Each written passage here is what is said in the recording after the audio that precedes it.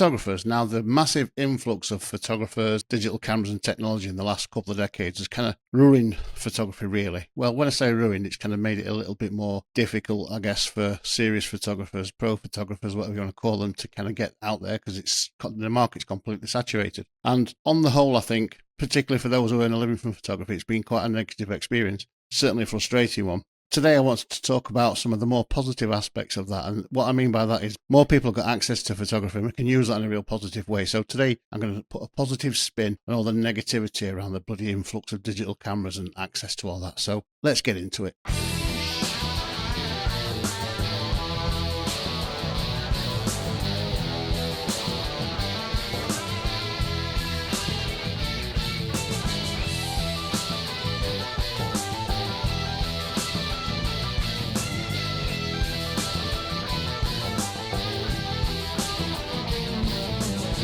Hello and welcome back to another episode of the LANCE BURKITT encounter. And I've said it like that because I noticed every time I upload an episode and I go to the subtitle function on YouTube and I tell it to do an auto subtitle, and I go back and check in, it always calls it the LANCE BURG encounter, which I always find quite funny. And I always think, wonder what that transcribes to in Chinese or Japanese or French, the LANCE BURG encounter. So today I've said the LANCE BURKITT encounter just to see if it picks my name up right and I don't have to go back and edit it. We'll see anyway. So today I've said we're going to talk about digital photography and access to digital technology, cameras, these things really, which have on one hand led to photographers becoming increasingly sidelined, actual photographers, I mean not just people who take pictures, increasingly sidelined, and they find it difficult to earn the living they used to. But instead of talking about all that negativity, today I want to turn the kind of spin on its head a little bit and talk more about the positive impact that access to digital photography can have to most people. Particularly, I've noted since those kind of dark days of the lockdowns, that time when we were all illegally locked in our house for something that was no worse than a bad cold in the end. And you can argue with that all you like, but the truth's out there if you go and search for it. And since that time, I've certainly noticed, and I certainly did a bit of an exercise around that time to try and keep people mentally active and give them something to do and focus on rather than just the doom and gloom.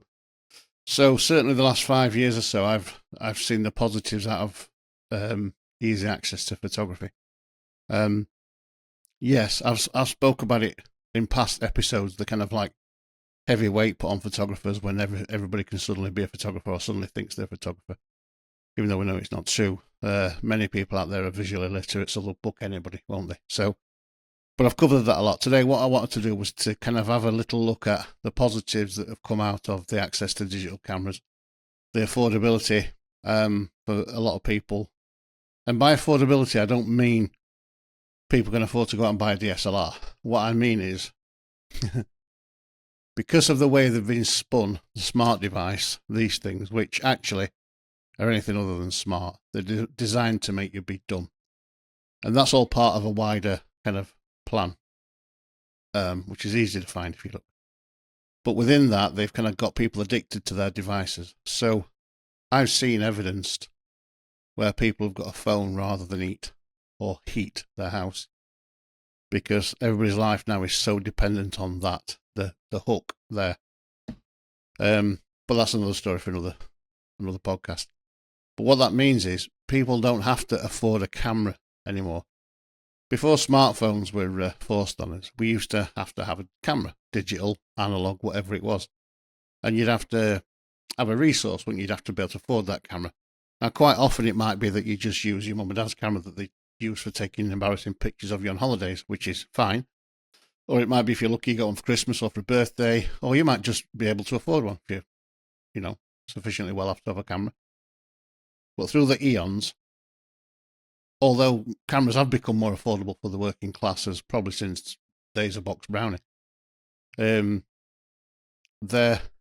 professional side of it, or the side of it where you could shoot, create, edit yourself, produce prints yourself, publish things yourself, was kind of like a closed door to most people, even to aspiring photographers, because even David Bailey says, you know, he got into it. He did his first wedding. Somebody, you know, the woman paid for his film and the prints and that, and so he did it. It's not that easy for working class people, or it wasn't that easy, to get a camera, take the pictures, publish the pictures, show the pictures, and get any kind of recognition, or even just get them done at Happy Snaps. That was a kind of quite expensive, you know, exercise for most people, particularly working class. As you know, I'm a proud working class guy. So the advent of the smart camera, for all its bad, the bad impacts it's had on society, one good aspect is that it's given access to cameras to people who wouldn't normally have access to a camera. And I say that because, like I just said a minute ago, people will pay for the smartphone, but not for their electric bill or not for their car insurance, or because they see it as a necessity to have, like the air we breathe. In fact, I'm sure some people would probably, if they could, give up the air they breathe just to be able to have the latest phone or access to a smartphone. And yes, whilst I'm saying that, I am aware there's a lot of digital poverty out there. I'm aware of that. I've been acutely aware of that, particularly since those illegal lockdowns, where there was an expectation or an assumption that everybody had access to the internet and to digital stuff, and they clearly didn't. Again, story for another podcast. But generally speaking, there's a massive influx of photographers because they have access to a smartphone. And even if you've got an entry-level smartphone, you know, the kind of £100 job from Asda, it'll take a picture that's usable. You can do photography on it. You could probably even win one of those god-awful competitions I was banging on about the other month. But it doesn't really matter about having access then to a brilliant camera, or a camera that you can become a specialist with. But what it did, it allowed people to have the function to be able to make photographs. And that's very important, because let's take the lockdown as an example. At that time, people were concerned, frightened, scared, already had all their stresses. There were people being furloughed, people losing their jobs, people not knowing what was going to happen, people petrified the plan. And what I thought was, for my friends, family, people I knew were my students at that time, to give them something to focus on other than that stress, worry, and negativity. Maybe we could all use our cameras each day to do something positive, or to at least try and get out of that mindset of watching the news, what's the latest death toll, all that other bullshit they threw at you. To get away from that, even if you're just stepping out into the back garden or into a different room for 5 minutes to look at something else. So the big positive I've taken from the mass influx of cameras on phones is that the ability for people to use it as a form of therapy. And I've extended that into my teaching career over the years by suggesting students do therapeutic things with cameras, and it's worked extremely well across the piece. I've seen a lot of successful, not just photography, but people coming out of their shell, becoming more well because of using photography as a vehicle to help them get well. Well, just for now, I'm just going to show you some examples of the kind of stuff I did in March, April 2020 for a good 6 or maybe even 12 months. I can't remember how long it went for.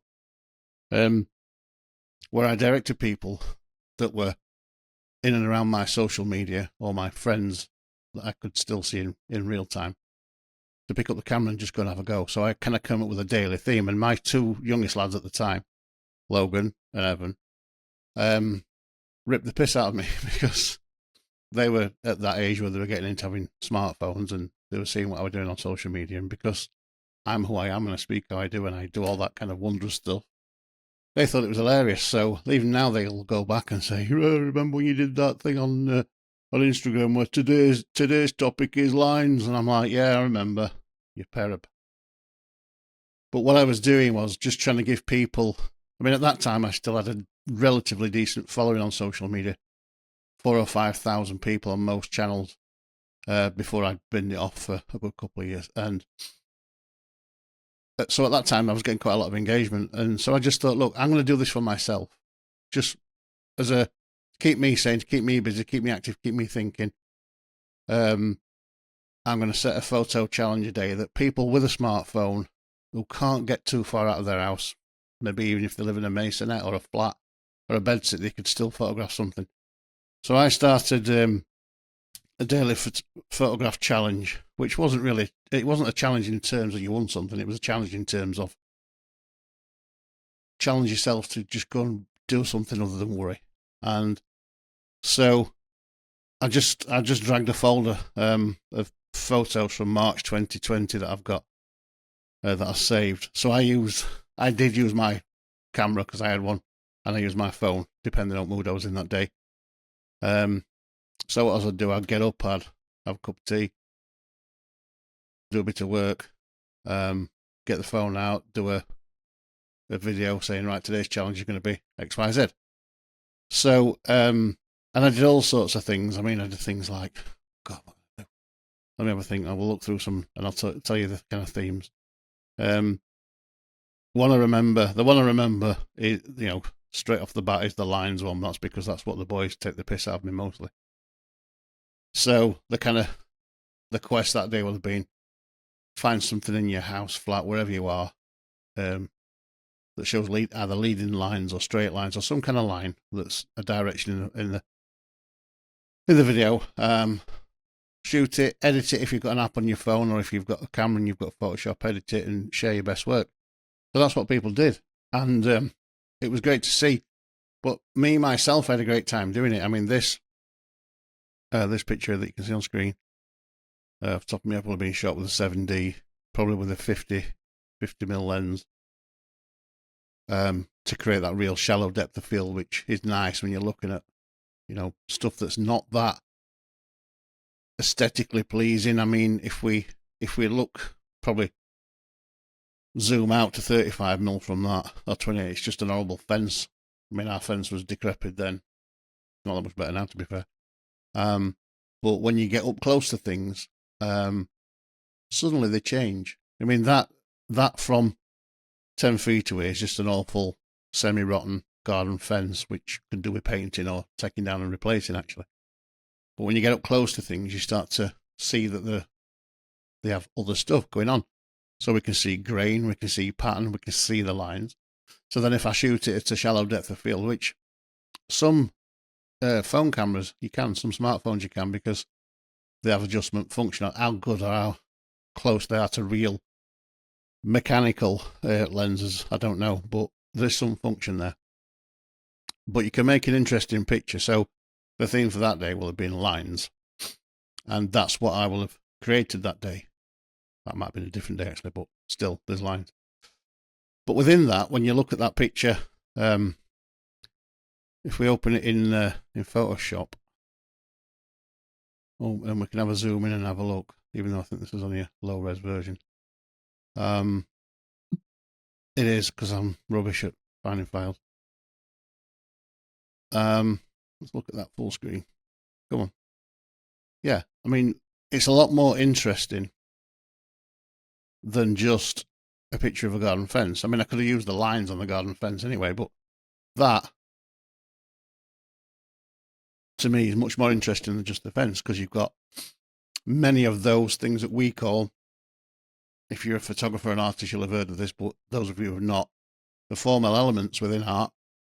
We've got line, tone, texture, space, all those other things that come up to make a picture. When you look at them, leading lines, straight lines, you can see texture in the wood, you can see texture in the depth of field, you can see texture in the noise that's on that picture, and all those things come together to make a shot. And just as an exercise to help people think about something other than stress and worry, doing daily challenges like this, certainly for me, I find it quite easy because I do a lot of it anyway. But for them, I hope that they got a bit of therapy, a bit of relief from it. And I know I did, because I had some students and I had other people contact me and say, there was a couple of days I didn't do it for some reason. I can't remember. It was like, oh, have you stopped doing it? Don't stop doing it. It's great. And the thing about being a challenge is it's a bit like self-motivation is difficult when you're having a bad time. And particularly, I mean, off the back of that time, mental health, people's mental health went so deep into the shitter even Ewan McGregor in bloody, what they call it, train spotting, wouldn't have been able to rescue you. That's how deep in the shitter most people's mental health was. And to get people out of that is extremely difficult and very personal to them, how they come out of it. So, I, using photography, because I'd already tutored people for, at that point, 15, 16 years at that point, with mental health, to use photography as a tool to try and escape it. I know because I got messages at the time saying, thanks for these challenges, it's great, don't stop. It's kind of like, it's difficult to challenge yourself when you're that, when you've imploded that much and your mind's not in a good place. If somebody else comes to you and offers you that thing, you're more likely to want to have a go and do it. So I did some ridiculous challenges during that time. This one here will have been photograph your kitchen sink. And the thing about photographing kitchen sinks is they tell you so much about the people who live there. Now, we're not posh. We're not a take your shoes off at the front door kind of family. We're not a, how dare you put your feet on the settee. When we got our 2 dogs and we made a conscious decision to, if we were going to have dogs, they were going to be a part of our family. They would behave, but they would be allowed to go where the family goes. And once we'd house trained them, it didn't take long, they're allowed to run their house. So they come on the settee, they go up the stairs, they jump on your bed. And some people go, oh God, what? Dogs? No, but they're part of our family, so they go where we go, and that's just it. And we're clean. We bath every day, we do all that, but we don't get hung up in having a house like a show house. So it's quite often Sunday morning, after we've had a few beers and the in-laws round on a Saturday night, the sink's going to look like a bomb's hit it, and that's kind of what's gone off here this day. And we've got it seems to be, even now we get, when we have presents, but Mother's Day, Father's Day, all that kind of stuff, we get cups. And we've got a cupboard, and we must have got 60,000 cups in our cupboard, and I keep buying more to give away. But I just didn't, I could have tidied the sink up, but what's the point? There's a story there. So there's dishes still there.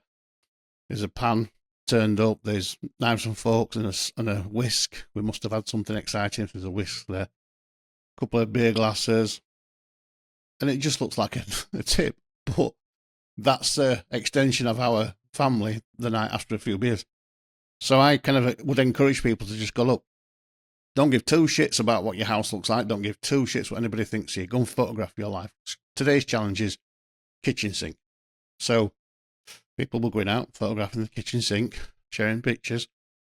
And hopefully within that 5, 10, 15 minutes or whatever it was they were doing it, editing it and publishing it, they were getting a little bit of respite from the stress, worry, anxiety, misery that the government had put them in.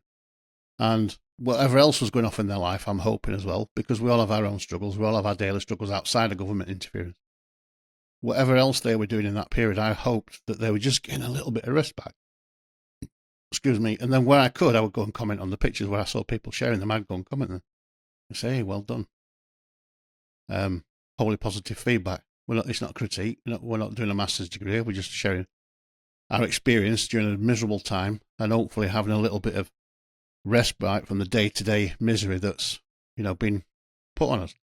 So when I look back at these, I'm not judging myself as a photographer. I'm just saying, hey, look at this, what I took during lockdown, because it was misery and it was just a way of keeping people sane. So it's just an honest picture. Again, I've taken it with the camera because I can see from the file of the kitchen sink that day. And like always in my pictures, I always do a black and white conversion because I just think black and whites are much more conducive to telling stories. They make people have to look a bit harder, think a bit more. Things aren't quite so obvious, but they also have that kind of instant past kind of feeling to them. Obviously, all photographs are about the past, although Sigmund Freud and others will say actually they're about death, but that's for another podcast. This is just about, capturing a moment that's gone. And I think when you put things in black and white, it makes you feel like you're looking back, not looking now. And I think it's, if you look at the highlights, shadows, mid-tones, the juxtaposition of everything just slammed in there. I probably couldn't have set that shot up if I'd have tried that good. It's just an actual real interpretation of our family. Probably a Sunday morning, because we normally have a beer Saturday night. And it's just an honest picture. So I was trying to encourage people to do that. And like I said, people were actually actively doing that. And I did it for months and months and months. And I enjoyed doing it. I enjoyed setting them. Let me see if I can find another interesting one. I was doing all sorts of crap at that time. That must have been some kind of show us your house or your rooftop or whatever it is. So that's the separation between our house and the neighbour's house. And, you know, even that incursion of a camera there, isn't there? But it's just, look up, see what you see, share today's pictures, tag them as whatever it was. And again, people go and do it, because they were, after the first week or 10 days, people were starting to go, actually, this is all right, this Lance, this is really something that's like, that I think might help me through certainly some of this. And I even did this one. I can remember one of the challenges was find a set of earplugs, and or something like that, and photograph them. And there's just a dirty pair of earplugs that have been worn and just left around the place and just got filthy. But you can imagine, can't you, somebody who's living alone, who's miserable, who's worried, who's got the telly on that's telling them death's at the door, and to just have a little something else to think about other than that, it can be a wondrous thing. And I'm not, painting myself as some kind of martyr here, because I'm not. I just thought that photography, everybody's under national lockdown. Most people have got access to some kind of digital device, whether it's a tablet, a laptop, a phone, or something. Anybody that's on my social network or in my family, set a daily challenge and just see if they can use it as a tool to get out of that mindset that most people were in. And they did. And I can remember a lady commenting on this saying, "Oh my God, Lance, I've got exact the same earplugs." And I thought, I hope yours aren't as fucking dirty.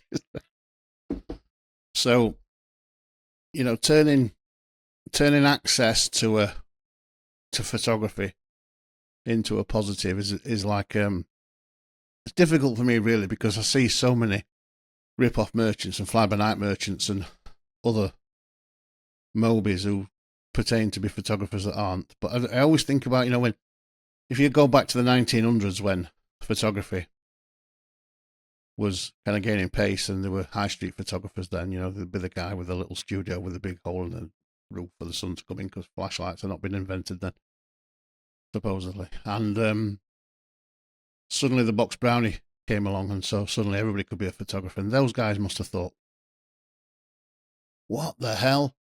But it didn't kill photography, did it? It didn't stop photographers who were professionals making money.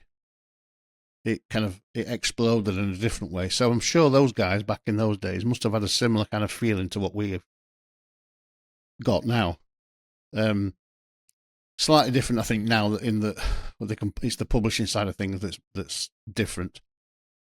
People have had access to cameras for ages, but now people can publish things a lot more easily. People can get things out to people a lot more easy. When the box brownie come out, it was probably still only you and your friends that were seeing them, unless you were giving them out for some reason. So it's the distribution of the work that's different now. But again, turning that into a positive in this instance, it made that people weren't just seeing my post saying, today's theme is going to be plant pots, or nature, or whatever it was, and they just got to take a picture and keep it to themselves. They can actually share it potentially with millions of people. And I think from a therapeutic perspective, taking a picture, doesn't matter whether anybody else thinks that picture's any good or not. If you've taken a picture and you like it, going back to my episode about who you're shooting for, shoot for yourself. you take a picture and you like it and you're happy with it, share it with the world. Don't give two shits what they say about it. It's nobody else's business. Just yours. Are you proud of it? Are you happy with it? Do you want to show the world? Show them. And then have that discussion. Take the good, take the bad, take the ugly. But just remember it's something you did for a moment at this time to get you out of that mindset of misery. And I know because I did speak to some people at the time about how it had helped them and how it motivated them to then go on and do a bit more. I'm not going to sit here and tell you I cured anybody because I don't think I did. But what it did do, I think, was give people 5 minutes of peace, 5 minutes of respite. And I'm going to talk a little bit more about that now, about how encouraging people and yourself, particularly yourself actually, to go out and photograph anything as a means of therapy is probably the best thing you'll ever do as a photographer, or even as a non-photographer. You know, outside of being published and getting paid a big wad of money, there is no better pleasure for me than taking a picture and going, I've done that. And it's a little different to other art forms. Music, for example, you can't just see a guitar laying down and go, oh, I'm just going to play guitar for an hour. Because unless you're a guitarist, unless you can play guitar to some degree, what are you going to get out of it? You're going to be frustrated, it's going to piss you off, you're going to get wound up. But with a camera or a phone, you can pick it up, stick it on auto, and off you go, and get something that resembles a decent picture. So it's a slightly strange art form, photography, but it's the best kind of therapy because it's a lot more easily accessible to get something decent. Not something professional, but something that resembles a decently exposed, in focus, nicely coloured picture. And I think we should celebrate that more, the fact that anybody pretty much can gain some kind of access to a digital device that takes pictures to the point where they can do some photography. I mean, simple things like that, push pins. I guess people have got all sorts of shit in their drawers. I mean, my shed's got about 5-6 different man drawers in it that's just full of stuff that I'll never use, but I ain't getting rid of it, you know. Can't get rid of it. But simple things like that can become interesting, you know, just in a context of chaos. You know, you're never going to throw that bunch of pins down the same twice, are you? So throw it down half a dozen times and pick your favourite, you know, your favourite mix. The one that makes your eye go, oh, that's interesting. And if you look at that long enough, you'll see that there's a lot of blue in there. 1, 2, 3, 4, 9, 10, 11 blue pins. 11 blue pins, like that. I see that because I see blue, but you might see red. 1, 2, 3, 4, 5, 6, 7, 8 reds. 1, 2, 3, 4, 5, 6 greens. 2, 4, yeah. So blue is the prominent colour there. But it might be in your eye you see something different. It might be the whites. 1, 2, 3, 4, 5, 6, 7, 8, 9, 10. Yeah, whites. Whites suddenly more. It's strange how your eye does that to you. What about if we count pins? 1, 2, oh my God, there's loads. So it's not just as simple as taking a picture of a bunch of pins and going, oh, look at my picture. You know, you can really dive into that and see what stands out for you and why. And then you can investigate, what's colour blue mean then? If I'm attracted to colour blue, what does that say? Go and have a look on the colour wheel, see what its opposites are. The dialogue you can get from just taking simple pictures can be quite interesting. You'll see that I must have used lines on more than one occasion. As I look through these, there's a lot of lines. This made me laugh, this picture. So where we live in a cul-de-sac, and this is only a couple of days into the illegal lockdown. And of course there were key workers, which is the biggest misnomer ever because everybody's a key worker. But anyway, so the dustbin men were still coming onto the street, and as you can see, I can't remember how they're doing it. They've probably got hazmat suits on. And we're doing it in some kind of military operation where they go, go, go. Anyway, this kid had come on the street and lined the bins up, and he must have been sat there waiting 20 minutes for the bin to come on the street. And I'd only got my phone out because I was in bed looking out the bedroom window. And so I took a picture on whatever Samsung device I got at the time and zoomed in. So it's a little bit, if you look at it close up, it's a bit poxy. It's not great quality. You can clearly tell there it's a phone picture. But I just thought it was funny, this guy sat there waiting in a deadly pandemic, sat on top of the bins, waiting for the dustbin man to come and get him so he can empty the bins. And I just thought, I mean, I already thought a lot of stuff, but that's one of the moments for me that I just thought, anyway, it's not for today. So capturing moments like that, kind of one of the quests I do remember was that very thing. Probably off the back of taking this myself. If you've got a window, have a look out and photograph something which is kind of interesting or out of place or makes you think, what? We're in a deadly pandemic. How? And again, it's making people think, how can I use my camera as a therapeutic tool to make me stop forgetting about whatever I'm worried about, stressing about, thinking about. And I think we should applaud that we've got people who can do photography, whether you think it's good, bad, or indifferent. They can do photography because they got access to a camera on their phone. And that access will have saved some people's lives. In fact, I know because I've spoken to some students, some private students over the years that have used photography just as therapy, didn't want to be a photographer, just happened to start doing it. I think one of them from memory got given a film camera, couldn't afford to kind of keep buying the film, so I said, have you got a mobile phone? Yeah, well, just do it on that. Download Snapseed app, it's free. You can shoot and edit, post onto Insta or onto, might even have been bloody VSCO or one of those at the time, and just publish it and just, photograph things when you're having a bad day, when you're not feeling so good. If you can get out of the house, take a walk down the street. You'll be amazed. You'll be absolutely amazed what you can see when you walk down the street. And one of the easiest things to do, I always say, is to look up. Because in Britain, we've got some of the worst weather and some of the worst weather manipulation, and that's another one for another episode.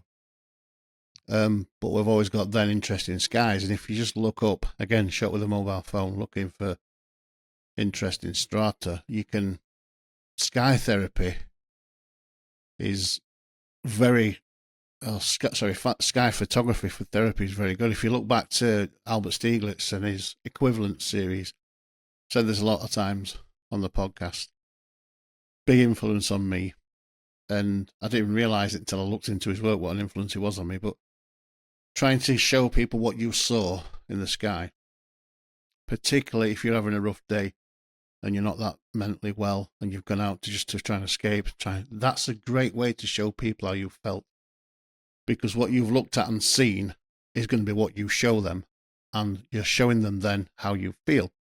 And not a lot of people can make that literal link or that jump, but you can as a photographer or as a person using photography as a form of therapy.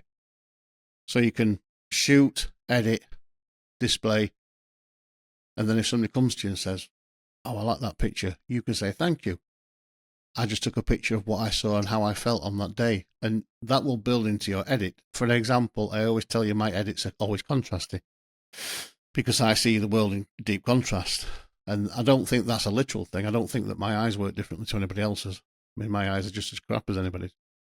But I think the mental picture I see when I take a picture is slightly different to other people's. And I do see in heavy blacks and heavy whites. So I transcribe that through my edit process to show people what I saw.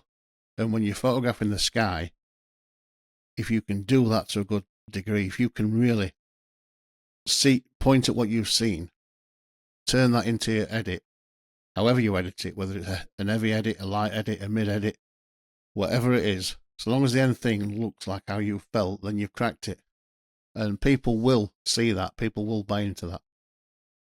And different black and whites, and it's unless you understand black and whites properly, it's difficult to kind of comprehend. A lot of people think black and white is just black and white, but you've got everything in black and white, from really milky, really clean, very foggy almost black and white to ultra dark blacks and whites. And depending on what you're trying to tell, depending on what you want your photograph to say and to do, will depend on how that should look. For an example, if you're trying to tell a real light-hearted story of a wispy sky that was quite pale and and nondescript, you wouldn't edit it with all dark shadows so it looked like lightning and thunder, would you? You wouldn't do that because you're trying to tell a certain thing. And I figured that out early on. In fact, quite a while ago, I shot a music video, and I asked a guy from Hollywood, a guy called Darren Hewin, who was a Hollywood producer, a filmmaker, if he'd just have a look at it for me and ask me, give me an opinion on what he felt about the timing, sequencing, and all that. And what he came back to me and said was, "Great video, Lance. I might speed these bits up a little bit, but he said, other than that, I can fucking tell you understand black and white because your black and whites are the right tones when they need to be." And I thought, yes, thanks for that, Darren, because that's exactly what I want to do. I use black and white, a style of black and white, to give emotion. So, even if you're in a miserable kind of mood, if you're down, you're miserable, you're taking pictures, you don't necessarily have to make them mean and moody. You could make them however you saw them to express how you felt at that time. But understanding that is another thing. And perhaps your amateur photographer, your person just using a camera or whatever it is for therapy, might not understand that. Here's an example here of me seeing the clouds again, using a camera phone to shoot it. It won't have looked like that with a naked eye, but that's how I felt. So that's why it looks like that, because that's what I saw and felt on the day. So you have to kind of, I guess, learn as you're going along doing it. Don't worry if you can't figure this out. I mean, it's not the end of the day. You don't have to have an in-depth critique and dialogue with every picture you took. But if you start to get that and you start to understand what you've done at the edit process and why you've done it, then it helps you to convey to people what you're trying to do as a photographer, whether you're a professional or an amateur. And, it's not that difficult. I'm going to do a series of tutorials coming up soon. I don't quite know what I'm going to call them, but it's going to be something along the lines of, it ain't rocket science, because photography isn't rocket science. And like I said before, there are a lot of art forms out there where you've got to practice your absolute arse off to become any good.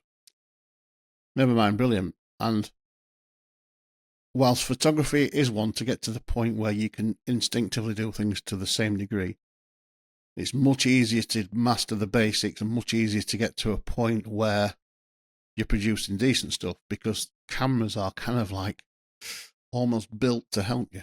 Whereas, my example before, you pick up a guitar. If you've never played a guitar before, it's just a lump of wood with some strings on it. You got to learn how it feels, how it works, how it's tuned, how it's not tuned, where to put your fingers, how fast to move your fingers, how to get both hands working in sync. All that stuff takes time. So if you're down and miserable and you need some kind of release, you go and pick a guitar up. Trust me, having been a guitarist, first couple of years, hard work. Whereas a camera, you can literally, even one of my DSLRs here, this 7D here, you could pick this up, switch it on, put it on auto, go outside, take some pictures, come back. And to the untrained eye, you probably look like you've been taking pictures for 6 months. So it's different. It's a different medium, photography. And rightly so, the top end where the big money is, where the big exhibitions are, where the quality work is, it's different because you hone the craft then. But starting points and being able to use photography as therapy, it's not rocket science. It really isn't rocket science. And, you can extrapolate what you do on your phone to a DSLR pretty quickly. If most of the higher end phones anyway have manual settings on them. They have all certain terminologies. They don't work the same. They're not as good, but they still have the same terminology. So things like ISO, shutter speed, color balance, all that you can get, and you can start looking at that as you're doing it. Try sticking it in manual mode, see what happens. See, you'll put it on auto, it'll look great. You stick it in the manual mode, it'll go black. You think, oh, what have I done? So you can start moving things around, just like you would on a DSLR, to try and get things back to where they should be. And you can pretty quickly figure that out, transcribe it to a DSLR if you're then in a position where you can buy one. Another bit of therapy which came off photography, which I'll just mention briefly because I don't want to stray too far off the topic, but the anniversary of this is coming up, and for about a year before that I'd been working on an idea to put a book together about my discoveries of the true history of photography. And if you look on episode, I don't know what it is, 2 or 3 or 4, of the podcast, I go into some depth about the real history of photography. So I wrote this book during that lockdown time, or rather I finished the book, started it about a year before. And that came as a bit of therapy for me, because it was difficult trying to work remotely, trying to maintain some semblance of normality for the family. I get itchy feet and bored really quickly if I can't do things. So it was like a bit of therapy for me to finish writing the book, so I did. But within that, I built cameras from scratch. I built my own replica of what I think they used in the Dark Ages and in the medieval period and the Renaissance to take pictures, and I've made some photographs using those processes, which are in the book and on that other episode. I'll put the link below to the episode, I can't remember which it is, but it just reminded me because tomorrow is the 5-year anniversary of me publishing this book. But again, it's photography. It was my vehicle for relaxation, for therapy, for having something to do and get my mind into, was photography.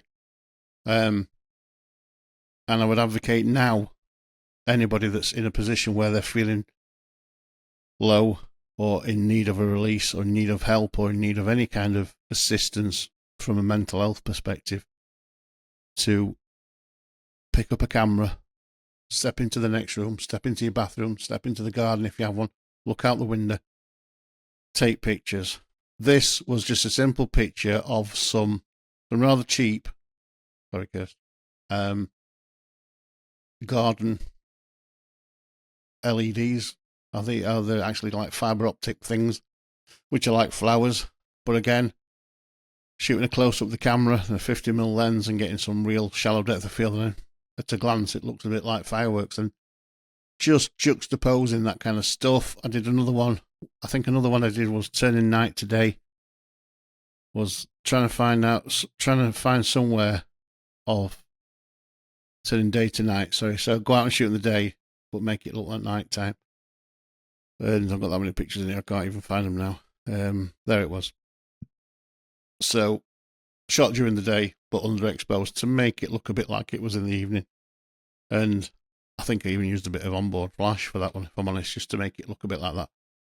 But those kind of like simple challenges where you don't have to be some kind of technical wizard, some kind of guru, were kind of quite interesting for me as an experienced photographer to get my kind of teeth into, because I would find this stuff quite easy, but so I want to challenge myself as well a little bit. Another interesting one I've just realised as well was this one here. This one was rotate it properly. Photographing shadows. So make something interesting from a shadow. And this is a table of some description. I can't remember if it was a barbecue table with some beer glasses and wine glasses on the top of it. So it's basically a bar, or a counter. But it makes for interesting pictures, doesn't it? Because if I hadn't told you that's what it was, you wouldn't have known that what it was. But when you look closely, you can clearly see that they're glasses, clear glasses, and the sun going through the glass kind of makes it semi-transparent. Photographing it against the grass, the garden, so it's not that clear. You can see where some of the reflections went through. Quite nice. It was not as easy as it looks, actually. That took a bit of setting up to get to that point. But again, just another simple challenge, other than take a picture of any old shit. I did loads of lines, didn't I, when I look back. Hang an interesting thing off the washing line and photograph it. I mean, that's a shit picture, but that will have been the test that day. See what you can do. I don't mind showing you some shit pictures when I'm going through these, because it was a bit of an experience. Again, I'd actually quite like this one. Energy saving bulbs, which is probably not worth another podcast on its own.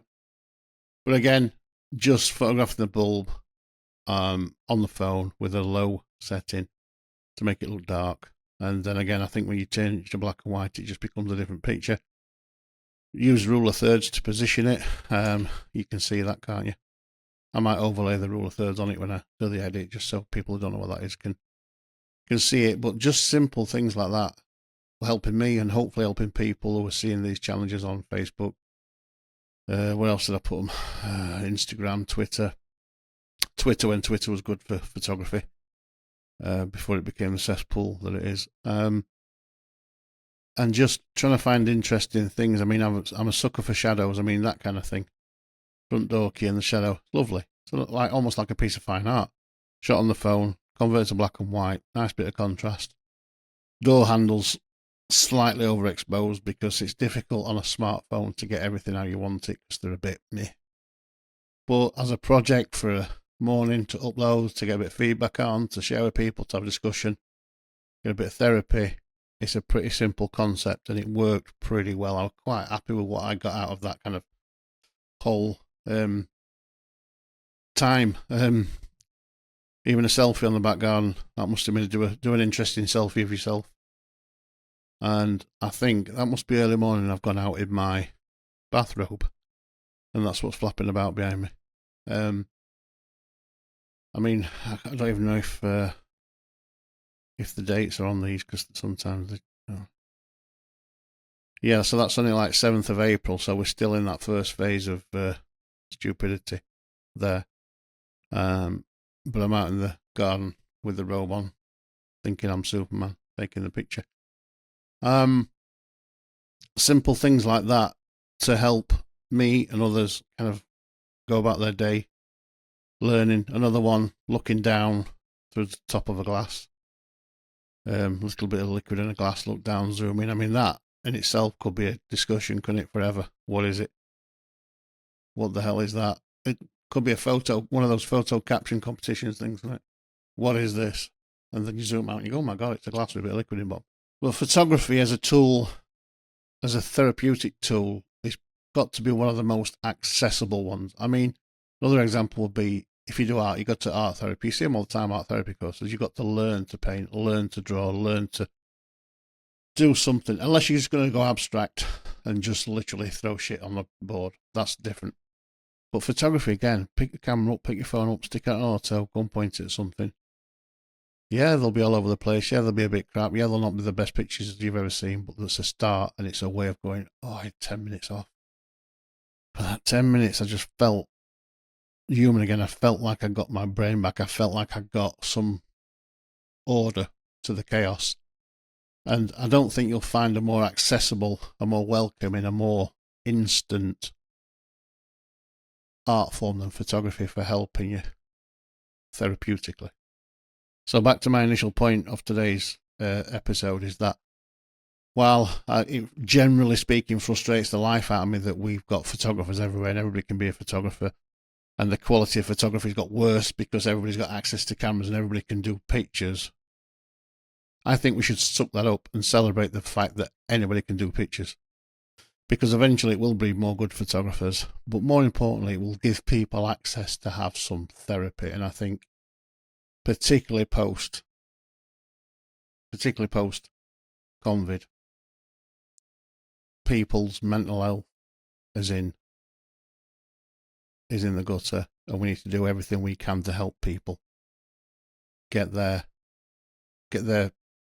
mental health well and get them functioning, get them happy, get them in a place where they can fit and get a job, be happy, get back to their family, all that stuff that disappears when people are not well mentally. And I know I keep saying it's for another episode, but our governments have got a lot to answer for in that respect.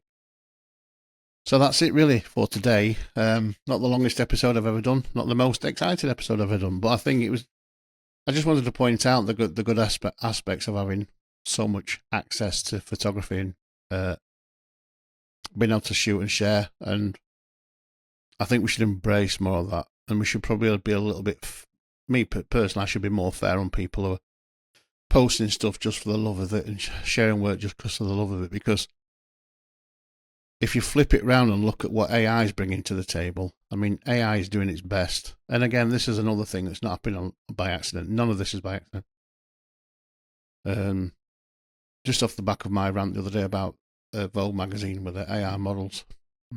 Anyway, if we put AI against photography, and when I was looking on Facebook the other day, I posted some stuff on my Facebook page, and then I was just looking down the feed, and my God, it's like all of those guys that used to sell you their workshops, their actual photography workshops, are now plugging AI bullshit. They're now plugging AI plugins, AI editing process, AI this, and I'm talking about the big AI. I'm not going to name, you know they are. If you're a serious photographer, you'll know who these guys are. And they're absolutely, instead of going, hang on a minute, no, I don't want some algorithm taking my life. I don't want some algorithm taking my art. They've gone, oh, you can't fight it, you might as well join it. So probably to make a quick buck, probably to try and get down with the kids and make it look like they're all with it. But really, in 10 years, they won't exist because they won't exist. Everything will have been replaced.